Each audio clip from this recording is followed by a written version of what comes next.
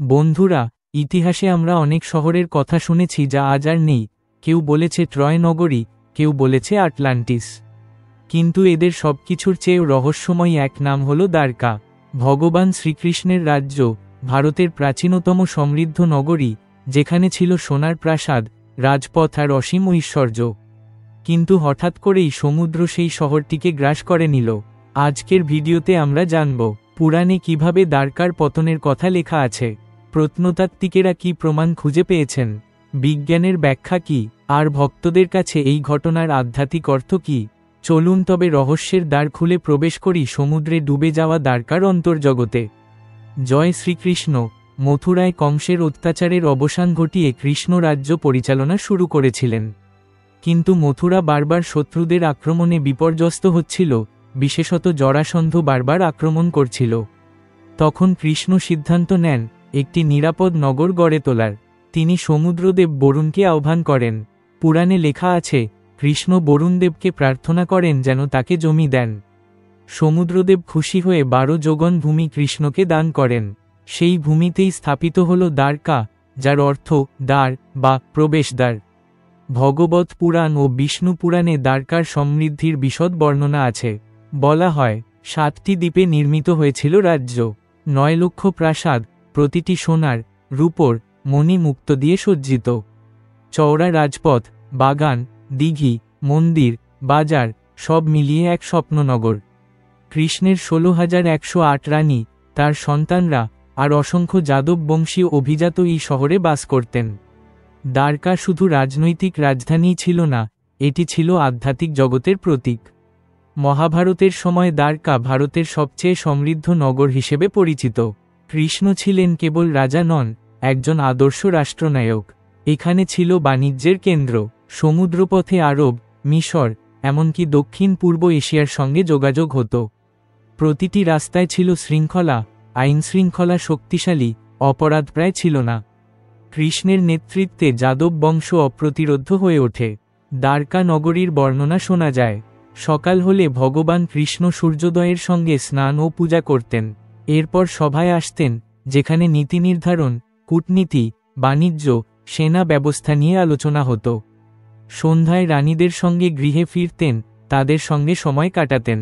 দ্বারকা ছিল এক ধরনের সোনার যুগের প্রতীক, যেখানে রাজনীতি, আধ্যাত্মিকতা ও সমাজজীবন একসঙ্গে মিলেমিশে চলত। যাদব বংশ শক্তিশালী হলেও ধীরে ধীরে অহংকার, ভোগবিলাস আর হিংসায় আক্রান্ত হতে থাকে। ঋষি দুর্বাসা ও কিছু মহর্ষি যাদবদের অভিশাপ দেন।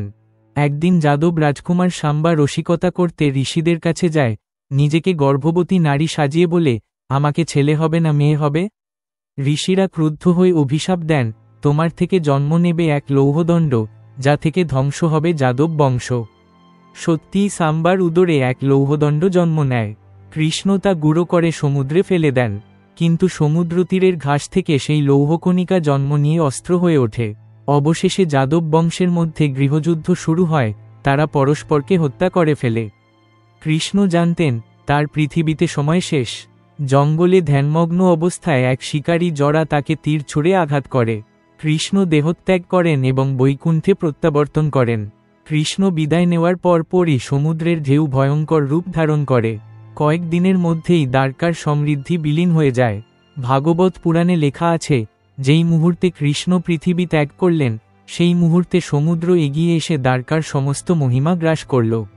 মহাভারতেও স্পষ্ট বর্ণনা আছে, অর্জুন যখন যাদব নারীদের রক্ষা করে হস্তিনাপুরে নিয়ে যাচ্ছিলেন, তখন তিনি পিছনে তাকিয়ে দেখলেন দ্বারকা সম্পূর্ণ সমুদ্রের জলে নিমজ্জিত হচ্ছে। এই ঘটনাই ইতিহাসের সবচেয়ে রহস্যময় অধ্যায়। 1980 সালে ভারতের মেরিন আর্কিওলজিক্যাল রিসার্চ ইনস্টিটিউট সমুদ্রতল গবেষণা শুরু করে। আধুনিক ডুবুরি ও সোনার স্ক্যানিং প্রযুক্তি ব্যবহার করে তারা দ্বারকা উপকূলে অদ্ভুত নিদর্শন আবিষ্কার করে। পাওয়া যায় প্রাচীন পাথরের দেওয়াল, রাস্তার মতো কাঠামো, মন্দিরের স্তম্ভ, নোঙরের পাথর। কার্বন ডেটিং অনুসারে এগুলির বয়স প্রায় 9000 বছর, অর্থাৎ এটি সিন্ধু সভ্যতার, হরপ্পা মহেঞ্জোদারো থেকেও পুরনো। এরপর থেকেই দ্বারকাকে পৃথিবীর প্রাচীনতম ডুবে যাওয়া শহর হিসেবে ধরা হয়। অনেক প্রত্নতত্ত্ববিদ বলেছেন, এটাই সম্ভবত বাস্তব দ্বারকার প্রমাণ। বিজ্ঞানীরা বলেন, বরফ যুগের শেষে প্রায় 12,000 বছর আগে সমুদ্রস্তর দ্রুত বেড়ে যায়। অনেক উপকূলীয় সভ্যতা সমুদ্রের নিচে চলে যায়। দ্বারকা হয়তো তারই একটি উদাহরণ, কিন্তু ভক্তদের মতে এটি কেবল প্রাকৃতিক ঘটনা নয়, কৃষ্ণের লীলা। এখানে বিজ্ঞান ও বিশ্বাস একসঙ্গে দাঁড়িয়ে আছে, দুই দিকেই রহস্য অটুট। স্থানীয় জেলেদের বিশ্বাস, আজও সমুদ্রের নিচে ভগবান কৃষ্ণ বিরাজ করছেন। রাতে মাঝে মধ্যে সমুদ্র থেকে শঙ্খধ্বনি শোনা যায় বলে অনেকে দাবি করেন। অনেক ভক্ত বলেন, দ্বারকা ডুবে গেছে ঠিকই, কিন্তু কৃষ্ণ এখনও ভক্তদের রক্ষা করছেন। দ্বারকার পতন আমাদের শেখায়, ভৌতিক সম্পদ, রাজ্য, ক্ষমতা সব ক্ষণস্থায়ী। ভগবান কৃষ্ণের শিক্ষা, ভক্তি, ধর্ম, সৎকর্মই চিরন্তন। দ্বারকা ডুবে গেছে, কিন্তু কৃষ্ণের নাম, তার লীলা আজও কোটি কোটি ভক্তের হৃদয়ে অম্লান। আজকের গুজরাটে দ্বারকা একটি প্রধান তীর্থক্ষেত্র।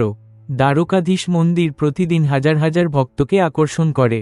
পুরাণ কথা, ইতিহাস, প্রত্নতত্ত্ব মিলিয়ে আজও দ্বারকা রহস্যের নগরী। দ্বারকা আমাদের মনে করিয়ে দেয়, কিছু রহস্য কখনো পুরোপুরি উদ্ঘাটিত হয় না। সমুদ্র হয়তো গ্রাস করেছে শহরকে, কিন্তু কৃষ্ণ আজও কোটি মানুষের হৃদয়ে জীবন্ত। এটাই দ্বারকার আসল রহস্য। বন্ধুরা, যদি এই ভিডিওটি ভালো লেগে থাকে তবে লাইক দিন, শেয়ার করুন আর আমাদের চ্যানেল সাবস্ক্রাইব করতে ভুলবেন না। কমেন্টে লিখুন, আপনার মতে দ্বারকার পতনের আসল কারণ কি? জয় শ্রীকৃষ্ণ।